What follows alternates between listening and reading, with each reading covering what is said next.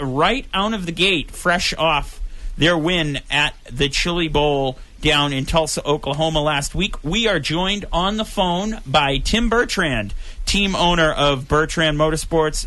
Tim, welcome to the show. How are you tonight? Excellent. How you guys doing? Fantastic. So jump right into things. First and foremost, for the listeners out there who might not know who you are, tell us a little bit about how you caught the racing bug. Yeah, so I've been doing this forever. I started when I was 7 years old in quarter midgets at the Little T Speedway, so the little brother to Thompson Speedway, and did that for 6 years or so, and then moved on to run dirt mini sprints. Is actually where I met one of your co-hosts, Paul Scally, while we were doing that, and then ended up running full size midgets starting in the year 2000, and we've been kind of doing open wheel stuff, particularly with midgets, ever since then. Good little weekend for you. I know Paul wants to ask about the weekend. Hey, Tim, how you doing? Hey, Paul, good to talk to you. Good to have you. Hey, so the elephant in the room, we'll just get right on it. What's it like winning your second Chili Bowl in a row? How much work is it to win that race? And, what do you got going for next year? You think you're going to get 3? Well, I mean, listen, it's first thing I'll start by saying is the only way to do this, and I'm now fully convinced of this, is really to make sure you've got a kind of collective group of all the right people involved. I think to try to do something like this by myself would be impossible. So, the way that we were able to do this was, we have who I think is arguably the best setup guy in the building, and Kevin Swindell. He's won 4 Chili Bowls himself. His father won 5 Chili Bowls as drivers. So Kevin obviously has been around it since he was born and knows a lot about the building and the cars. And he also runs the Shootout, which is a micro sprint race a few weeks before. So he's just in that building for a whole month. So that's a big part of the equation. The second part of the equation is have to have the best driver out there, and I believe we've got the smartest and the best driver in that building in Logan Seedy.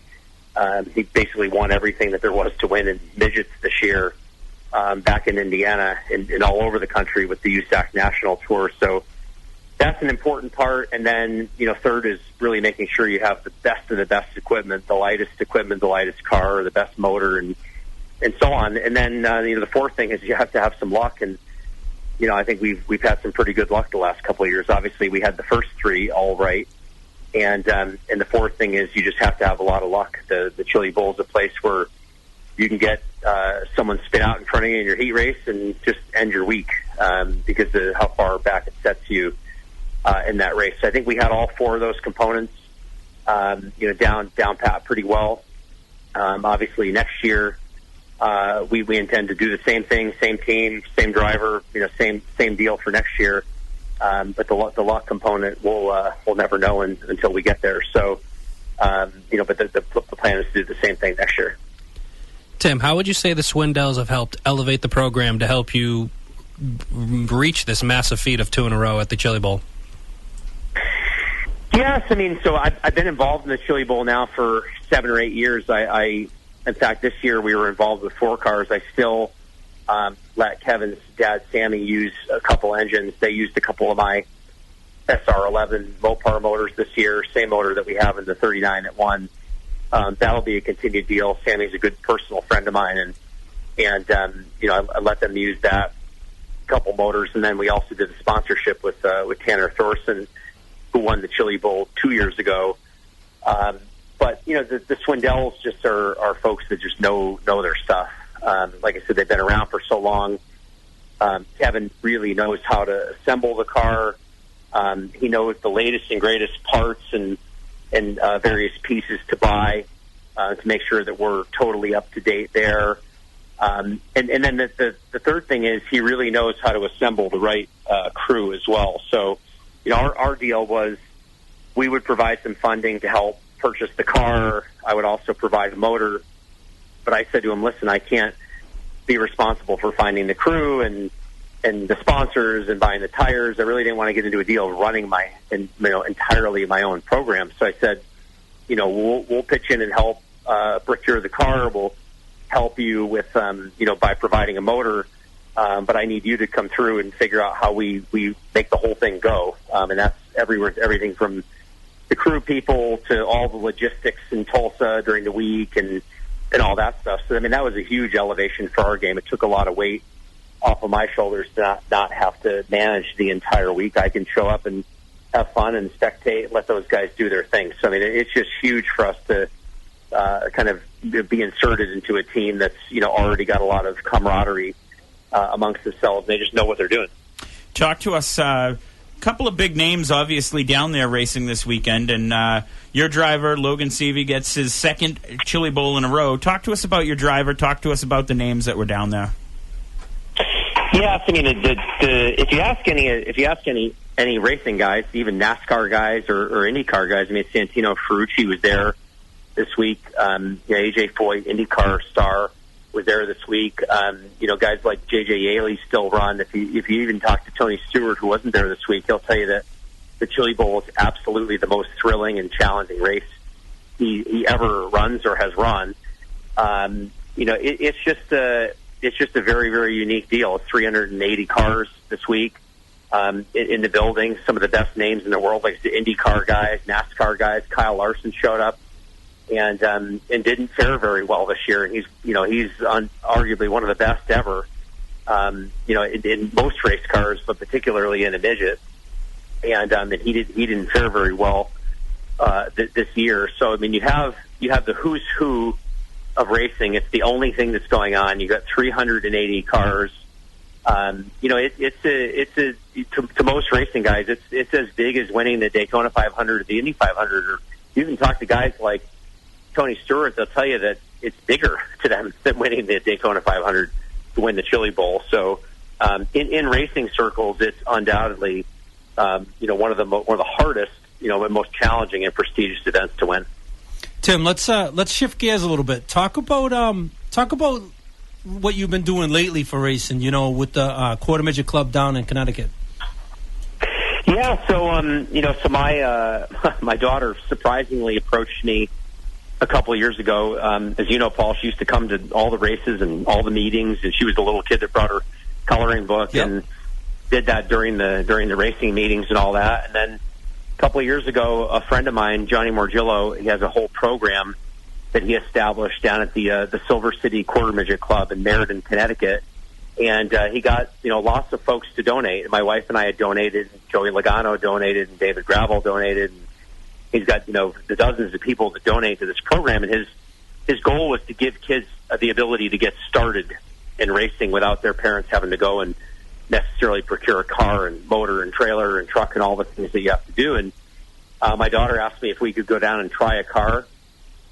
This was in the fall about 2.5 years ago, and I'll never forget it. She got out of the car and she had a huge smile on her face and told me that this is what she wanted to do the next year. Like most things in racing, we started with one car and one motor and didn't really know what we were doing, her or I. And now fast forward a couple of years and it's pretty much consumed all of what I do in racing now. She is anticipating running all over the country this year. NASCAR has a series called the NASCAR Youth Series. They essentially follow around the NASCAR Cup Tour. They set up races in the parking lots. They start on a Thursday and usually end on a Saturday night or Sunday morning. They have hundreds of cars there. And I think it's a really good experience for the kids. The kids get to hang out with the NASCAR stars. And a lot of the tracks, the kids get to walk them out during driver introductions. And it's been huge for her. So, combination of what we're doing down in Connecticut, and, that's undoubtedly the most competitive local weekly track in the country right now, getting over 200 cars a week with what Johnny's done, and then this whole national quarter midget team with NASCAR Youth that's emerged. It's going to keep me really busy. We intend to do, I think, 6 or 7 of the 8 or 9 NASCAR Youth races this year, which are, like I said, all over the country. And then when we're not doing that, she's picked out a whole bunch of local USAC regional races and then a bunch of big races at Silver City down in Connecticut that she intends to do well. So certainly keeping me busy. It's been a big kind of priority change for me because, as you know, I was at every NEMA race, for the last 20 years, every single race. Yeah, well, we miss you still. I know you do. I know you do. Well, it won't be too long. I think she's probably got another few years of the quarter midget deal. We did already procure a NEMA light car that'll eventually be hers. We intend to maybe go out and start practicing a little bit this summer with her, and that's the direction that she wants to go. And I think it's a great direction. We've already got three now quarter midget kids. In fact, my friend just left the garage a few minutes ago, and he's going down to North Carolina to pick up a car for his son, AJ Moore. He's going to start in the NEMA light class probably late this coming year. So 3 kids moving up. I think, frankly, a lot of people didn't even know that NEMA lights existed. We brought my brother's car to the Grand Nationals a year and a half ago at the quarter midget track, and these people were shocked. They said, wow, this is like just a big version of our cars. They didn't even know that they existed. So I think you'll see me back in that in due time. And, still, obviously, as you know, have a lot of affection for that series, been involved in it for many, many years. So, I don't think I'll be away for too long. You clearly represent the Northeast very well on the biggest stage, winning back-to-back Chili Bowls. You seem very committed to helping out this more local racing scene with NEMA and your daughter doing the youth stuff. Do you feel a sense of pride that the Northeast is such a great piece of the country that has great racers, great minds in racing? Do you feel a sense of pride that you are representing it well or at the best of your ability? Absolutely, yeah. I mean, I look at at how some of the biggest open wheel races in the country fell this year. The Chili Bowl is obviously our involvement in that. Bobby and Matt Seymour's involvement with Matt Seymour Racing at the Chili Bowl. Their driver Hank Davis finished in the top 5. The year before, they also finished, in the top 5 or 6. Then if I think back to the race, the open wheel shootout, which they just announced the next year's shootout in Irwindale, California. This year it was in Las Vegas. My brother Todd led the first 38 laps of that, and our teammate Cody Swanson passed him to win that. But then Jake Traynor, another Northeastern name that runs with the Seymours, was third. And then if I date back, to before that at IRP, Indianapolis Raceway Park, Traynor was in the top 3 at that race, in a collective effort with Jeff West and Seymours. So if you think about it, between what we're doing and what the Seymours are doing on a national stage, I'm super proud. The Northeast wasn't thought of as the place where, really kind of, high scale, dominating open wheel teams come from.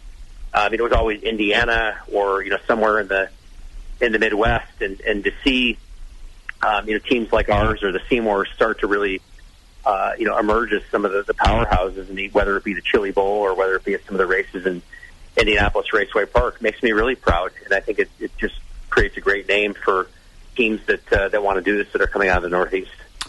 Tim Bertrand, owner of Bertrand Motorsports and back-to-back Chili Bowl winning team owner, joining us here on Miles on Motorsports to kick off the show. Tim, people want to learn more about you. How can they find out more about the team? Yeah, we've got a Facebook page, Bertrand Motorsports. We're also on Twitter. We're on Instagram.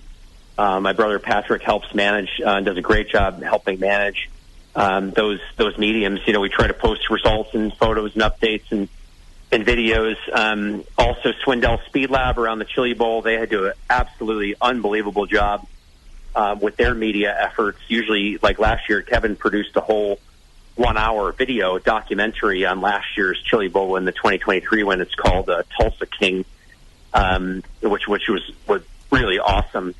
So between what you can find on Swindell Speed Lab, either on YouTube, Instagram, or Facebook, or Bertrand Motorsports, there's a lot of content out there. My daughter also has her own Facebook page, Nora Bertrand Racing. So there's a lot of places to learn about Bertrand Motorsports and what we're up to. Excellent. And lastly, anybody, any sponsors, people you'd like to thank? Yeah, there's a lot. I know it's hard to list off all the names. But first, I want to just thank everybody that's ever helped us. We have a great group of folks that travel with us when we go racing. Most of them are either current racers or retired racers. They do it as volunteers. Obviously, there's not a lot of money in this open wheel racing, and any money that we do make goes back into funding the cars. We have great support on the in the motor program. Gary Stanton, and Eric Milholland from Stanton build the pavement engines and also the our Chili Bowl motor. We've got John Andruck from Circle Performance, and over in Berkeley, Mass, he builds our Esslinger motors in combination with the Esslinger family and crew out in California. They've been incredibly supportive. I mean, of course, the Seymours, providing us parts and tires and guidance and all that, as we travel throughout the country. We also have a couple of associate sponsors. High Performance Lubricants makes a racing oil called the Badass Racing Oil. So those of you that looking to upgrade your racing oil, that's definitely a great oil to go with. And like I said, lots of other associate sponsors. Plastech Coatings has always been our powder coating sponsor. Bass Plating does all of our anodizing. It really just takes it takes a collective effort. Victory Fuel, which is Kevin Swindell's company, it's a great low sugar, no caffeine energy drink. They supported us a bunch this year. Particularly supported my daughter Nora with her racing as well. So it just takes, like I said, the more the merrier when it comes to sponsors, whether it's product or whether it's people pitching in to help or people giving you money or what have you. It's really just a collective effort to make these things happen. Excellent. Tim Bertrand joining us here tonight on Miles on Motorsports. Appreciate it. We will talk to you down the line. Hope to see you at a racetrack soon. Awesome. Thanks, guys. No problem.